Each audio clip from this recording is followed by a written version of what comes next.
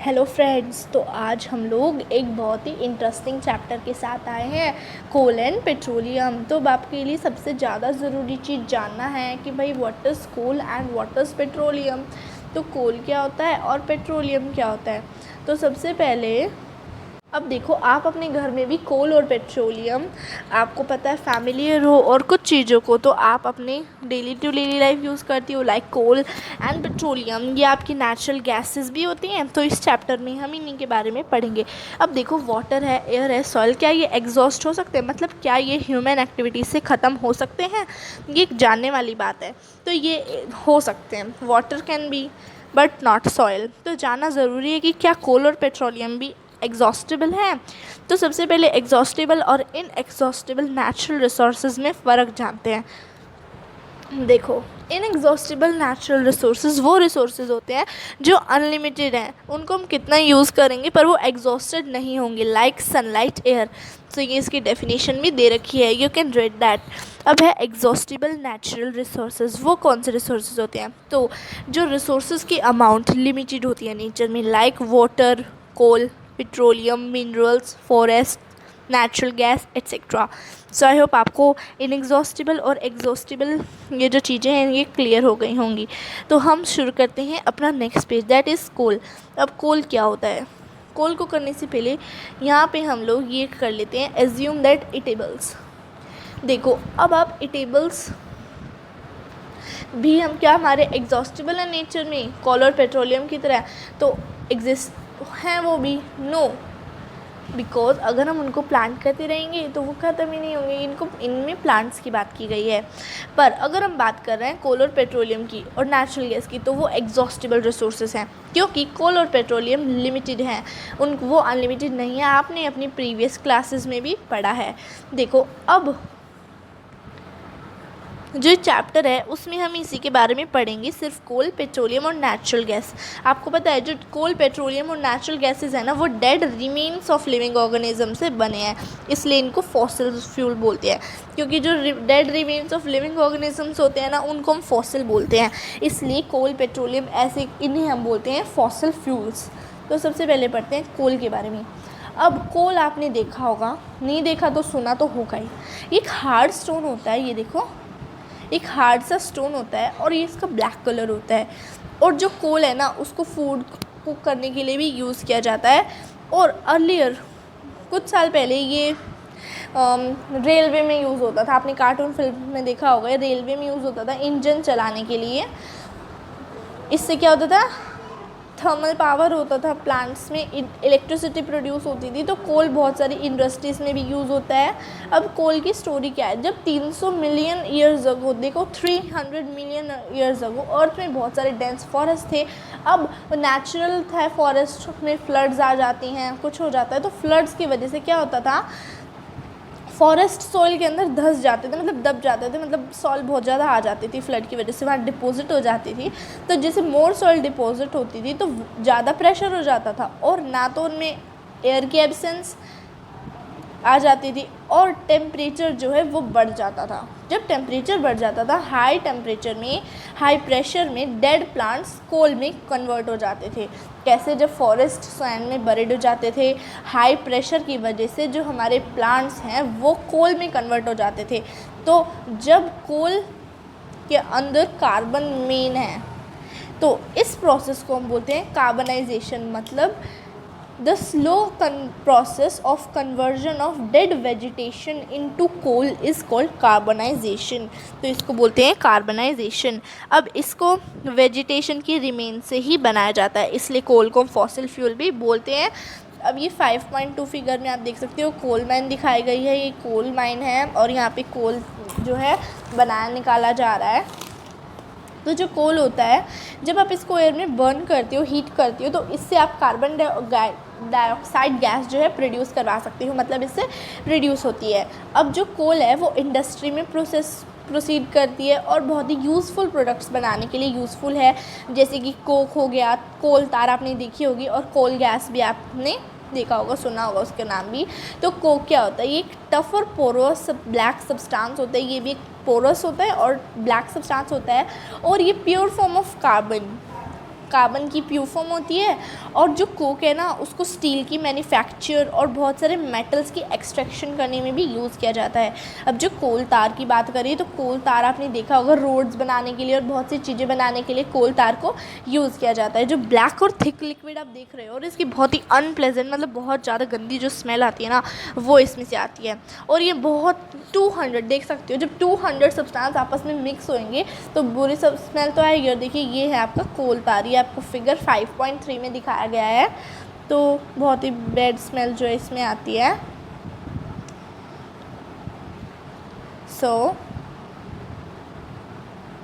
अब देखो 200 सब्सटेंस से मिलके बनाया तो बैड स्मेल तो आएगी। तो जो इससे प्रोडक्ट्स होते हैं ना वो बहुत ही एवरीडे लाइफ में बहुत ही इम्पोर्टेंट होते हैं, इंडस्ट्री में भी। जैसे कि आप लोग कोल तार से synthetic dies, drugs, explosives, perfumes और देख कितनी सारी चीज़ें, प्लास्टिक, पेंट, ये सब मैन्युफैक्चर कर सकती हो। तो बहुत ही ज़रूरी है हमारे लिए कोल, देखा जाए तो बहुत ही ज़्यादा ज़रूरी है। इसके बिना तो क्या होगा हमारा। आजकल ये ऑटोमोबाइल्स इनमें भी दिल्ली में भी तो यूज़ होने लग गया है कोल और पेट्रोलियम, तो दोनों ही बहुत ही इम्पॉर्टेंट हैं। अब कोल की जो गैस है वो कोल गैस, अब ये कोल गैस है ना वो जब कोक बनता है, देखो कोल से कोक भी बनता है, तो जब कोल से कोक बन रहा होता है तो इसके अंदर कोल गैस प्रोड्यूस हो जाती है। तो इट इज़ यूज्ड, इसको यूज़ करते हैं इंडस्ट्रीज़ में एज अ फ्यूल। ठीक है, फ्यूल की तरह हम जो कोल गैस है उसको यूज़ करते हैं and it is also fuel. तो अब देखो कोल से हम लोग कितनी चीज़ें बना सकते हैं। कोल से कोल तार, कोल गैस जो हमारे लिए यूज़फुल है। अब पेट्रोलियम क्या है 5.2। तो देखो पेट्रोल आप यूज़ करते हो, हमारे ऑटोमोबाइल्स होते हैं जिसकी मोटरसाइकिल्स में, स्कूटर्स में, कार्स में पेट्रोल आप सब यूज़ करते होगे। और जो हैवी मोटरसाइकिल्स होती हैं, हैवी मोटरसाइकिल्स मतलब ट्रक्स होते हैं, ट्रैक्टर्स होते हैं, ये जो ना डीजल पे चलते हैं ये, पर हमारी जैसे जो गाड़ियाँ वाड़ी होती हैं ये पेट्रोल से चलती हैं। तो पेट्रोल और डीजल दोनों ही पेट्रोलियम से बने हैं, मतलब पेट्रोलियम होता है उससे ही हम पेट्रोल को ऑब्टेन कर लेते हैं और डीजल को। अब जो पेट्रोलियम होता है, पेट्र का मतलब होता है रॉक और ओलियम का मतलब होता है ऑयल। यहाँ देखो लिखा है the word petroleum is derived from petra that is rock and oleum that is oil as it is mined from between the rocks, क्योंकि इनको रॉक से माइन किया जाता है। ठीक है, तो आप देख सकते हो पेट्रोलियम कैसे बनता है, आपको पता है? तो मैं आपको बताती हूँ। अब देखो जो पेट्रोलियम होता है ना उसको सी के लिविंग ऑर्गेनिजम्स बनाते हैं। अब आप सोच रहे होगे सी के लिविंग ऑर्गेनिजम्स पेट्रोलियम को बना देते कैसे हैं? तो देखो अगर सी में जो ऑर्गेनिजम्स होते हैं वो मर जाते हैं, डाइड हो जाते हैं, सबको तो होना ही है, वो भी डाइड हो जाते हैं, तो जो उनकी बॉडीज़ होती है ना वो सी के सबसे नीचे चली जाती है बह के। तो उसके बाद सैंड भी होती है, क्ले भी होता है, तो वहाँ बॉडीज़ जो होती है, डेड बॉडीज़ होती है ना, उनको सैंड और क्ले जो होती है बिल्कुल कवर कर देते हैं। एयर की एब्सेंस हो जाती है बिल्कुल ही। तो उसके बाद इतना ज़्यादा टेम्परेचर और हाई प्रेशर की वजह से जो डेड ऑर्गेनिजम्स होते हैं वो पेट्रोलियम और नेचुरल गैस में ट्रांसफॉर्म्ड हो जाते हैं। तो आप फिगर 5.4 में देख सकते हो, इसमें आपको बताया गया है। देखिए ये दे रखा है petroleum and natural gas deposits. अब देखिए वेल्स हैं यहाँ पे, और यहाँ पे इम्प्रीवियस रॉक्स हैं, गैस है, ऑयल है, वाटर है। तो ये चीज़ें जो होती हैं आपकी इससे बनता है। अब रिफाइनिंग ऑफ पेट्रोलियम, अब रिफाइनिंग ऑफ पेट्रोलियम क्या होता है? अब देखिए एक चीज़ तो हमारी रह गई, ये देखिए यहाँ था पेट्रोलियम को ना, गैस और पेट्रोलियम होता है ना उसको हमें वाटर से हल्के होते हैं वो, और कभी भी हमें जो पेट्रोल और है गैस है उनको पानी से मिक्स नहीं करना चाहिए because it can be disastrous, क्योंकि पानी से मिलने के बाद it can be disastrous and it will catch fire, so be aware. अब रिफाइनिंग ऑफ पेट्रोलियम, इसका मतलब क्या होता है? अब देखो पेट्रोलियम एक डार्क और ऑयली लिक्विड होता है, इसका अनप्लेजेंट ऑडर होता है, स्मेल होता है, और इसका मिक्सचर, आपने कोल तो पढ़ा था 200 सब्सटेंसेस से बनता है कोल तार, तो इसका भी बहुत सारे मिक्सचर होते हैं। जैसे इसके अंदर पेट्रोलियम के अंदर gas, petrol, diesel, lubricating oil, paraffin, wax etcetera होता है। तो जब हम लोग इसको सेपरेट करते हैं। अब देखो इतने सब्सटेंसेस है तो सारी यूज़फुल सब्सटेंसेस है, गैस यूज़फुल है, पेट्रोल डीजल सब कुछ यूज़फुल है, तो इनको अलग करते हैं। तो इनको अलग करने की प्रोसेस को ही हम बोलते हैं पेट्रोलियम रिफाइनरी। देखो ये आपको दे रखा है पेट्रोलियम रिफाइनरी। इन यहाँ पर आपको पेट्रोलियम को और सब चीज़ों को सेपरेट किया जाता है जिससे कि अपनी अपनी चीज़ों में यूज़ हो सकें। तो ऐसे बहुत सारे इसमें इम्पॉर्टेंट टर्म्स हैं। अब देखो various constituents of petroleum and there uses. अब देखो पेट्रोलियम के कॉन्स्टिट्यूएंट्स क्या हैं और उनके यूजेस क्या होते हैं। अब जो पेट्रोलियम इतना इंपॉर्टेंट है, देखो पेट्रोलियम में ये सब पाया जाता है, LPG, petrol, kerosene, diesel, lubricating oil, paraffin wax, bitumen. अब इनके यूजेस क्या होते हैं वो हम देख लेते हैं। Petroleum gas in liquid form, जब पेट्रोलियम गैस लिक्विड फॉर्म में होता है तो fuel for home and industry. LPG को fuel for home and industry के लिए यूज़ करते हैं। पेट्रोल को किस क्या यूज़ होता है, पेट्रोल का आपको पता है ये मोटर फ्यूल होता है, इसको गाड़ियों वाड़ियों इनमें डालने के लिए यूज़ होता है। एविएशन फ्यूल है, सॉल्वेंट फॉर ड्राई क्लीनिंग के लिए सॉल्वेंट है। और कैरोसिन किस लिए होता है, fuel for stoves, lamps and jet aircrafts. Diesel fuel for heavy motor vehicles, electrical generators. अब देखो इलेक्ट्रिक जनरेटर्स हैं वो भी डीजल से ही कंट्रोल हो सकते हैं। अब ल्यूब्रिकेटिंग ऑयल क्या होता है, वो भी ल्यूब्रिकेशन के लिए यूज़ होता है। अब paraffin, wax, ointments, candles, Vaseline etcetera इनका बनाने में यूज़ किया जाता है। और बिटुमेन क्या होता है, पेंट्स, रोड सर्फेसिंग। ठीक है, तो इनके लिए इतने सारे पेट्रोलियम के जो यूजेस हैं। अब हम पढ़ते हैं नेचुरल गैस। अब इस चैप्टर का नाम था कोल पेट्रोलियम, इसके अंदर हम पढ़ने वाले थे कोल पेट्रोलियम और नेचुरल गैस भी। तो अब आ गया हमारा नेचुरल गैस। तो नेचुरल गैस एक बहुत ही इम्पॉर्टेंट फॉसिल फ्यूल होता है। इसको हम बोल सकते हैं सीएनजी। जो सीएनजी होता है इसको पाइप्स में हाई प्रेशर के अंदर स्टोर किया जाता है और जब इसे कॉम्प्रेस करते हैं and the name was given was CNG. CNG को पावर जनरेशन के लिए यूज़ करा जाता है। इसको आजकल as a form of fuel भी यूज़ किया जाता है। आपको पता, आपकी मम्मा पापा क्या पता सीएनजी को यूज़ करती हो, और हमें सीएनजी को ही यूज़ करना चाहिए। क्यों? क्योंकि जो सीएनजी है एक लेस पोल्यूटिंग फॉसिल फ्यूल है और एक क्लीनर फ्यूल है। सीएनजी की सबसे बड़ी एडवांटेज ये है कि इसको आप डायरेक्टली यूज़ कर सकते हो बर्निंग के लिए, होम्स में भी और फैक्ट्रीज़ में भी ये पाइप से सप्लाई हो सकती है। सीएनजी जो है आपने देखा होगा, आपने घर में लगवाया होगा, आपने गैस पाइपलाइन लगवाई होगी, नेचुरल गैस पाइपलाइन। और आजकल बहुत सारे घरों में हमें पाइपलाइन देखने को मिलती है, येलो कलर की होती है। तो इनके अंदर जो है सीएनजी यानी कि नेचुरल गैस होती है और ये डायरेक्टली हमारे घर में आ जाती है बर्निंग के लिए। तो देखो कितनी यूज़फुल है ना, इसका एडवांटेज बहुत अच्छी है। तो अब जो सीएनजी डायरेक्टली ये यहाँ पर नेटवर्क की जो होती है पाइपलाइन, मतलब ऐसी ज़्यादातर पाइपलाइंस आपको वाडोदरा जो कि गुजरात में है और दिल्ली और बहुत ज़्यादा अदर प्लेसेस में भी आपको मिल जाते हैं पाइपलाइंस। ठीक है, अब जो नेचुरल गैस होता है इज़ यूजेज स्टार्टिंग मटेरियल। अब जो नेचुरल गैस है उससे हम फर्टिलाइज़र्स, केमिकल्स इसको भी मैन्युफैक्चर कर सकते हैं। और इंडिया एक बहुत ही ज़्यादा नेचुरल रिजर्व्स है कि कंट्री है। अब मतलब इंडिया के अंदर बहुत ज़्यादा रिजर्व्स मिल जाएंगे आपको नेचुरल गैस के। तो हमारी कंट्री में नेचुरल गैस त्रिपुरा, राजस्थान, महाराष्ट्र और कृष्णा गोदावरी डेल्टा में भी पाया जाता है। तो देखो कितनी इम्पॉर्टेंट है ना नेचुरल गैस भी हमारे लिए, तो हम इसको समझते ही नहीं हैं। अब some natural resources are limited. अब कुछ नेचुरल रिसोर्सेज जो हैं लिमिटेड होते हैं।